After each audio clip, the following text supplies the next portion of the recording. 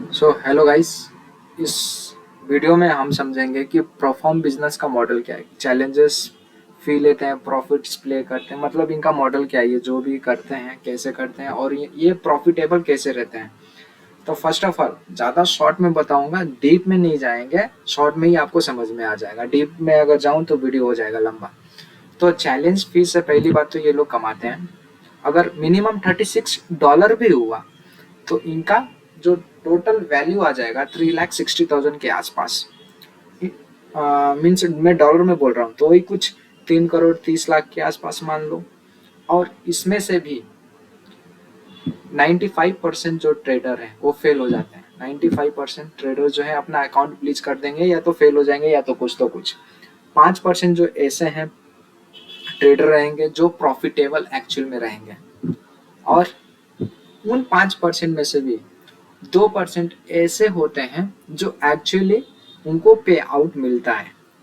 और ये 2% ट्रेडर जो है ये बिजनेस मॉडल के लिए लॉस मेकिंग पर्सन बन जाते हैं। मतलब ये ऐसे होते हैं कि ये लोग सोचते हैं कि इनको कैसे भी स्कैम कर दो वगैरह वगैरह। जैसे 3% जो 5% में से भी अगर 3% को लोग को भी स्कैम करते हैं तो 2% को ये लोग पे आउट देते हैं।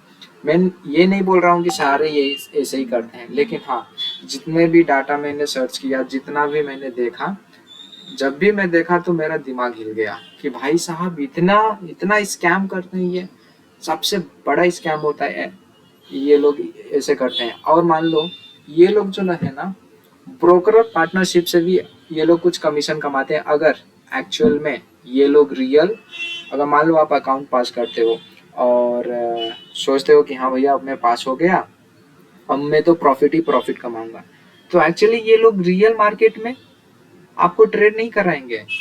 ये लोग आपको बुक मॉडल में ट्रेड कराएंगे, लाइक पेपर ट्रेडिंग जो आप करते हो ना, तो ऐसा कुछ ये लोग बुक मॉडल में आपको ट्रेड कराएंगे।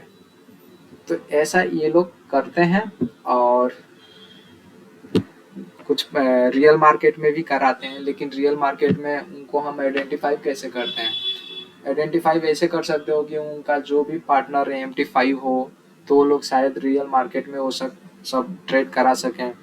और इनका जो मेनली मॉडल होता है ना, ये बुक मॉडल होता है, या फिर अगर रियल सच में वो लोग ट्रेड करा रहे हैं तो रियल लिक्विडिटी प्रोवाइडर का वो लोग नाम बताते हैं अपने वेबसाइट में। लेकिन मैं जब फंडेड रूम का देखा स्पेसिफिकली, जो कि मैं ले गया हूँ, तो उसमें भाई नाम नहीं है।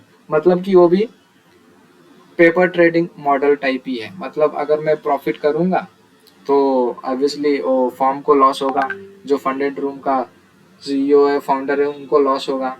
अगर मैं लॉस करता हूँ तो वो प्रॉफिट में रहते हैं। और कोई भी बिजनेस मॉडल अपने आप को लॉस में तो देखेगा नहीं, ऑब्वियसली प्रॉफिट में ही देखेगा।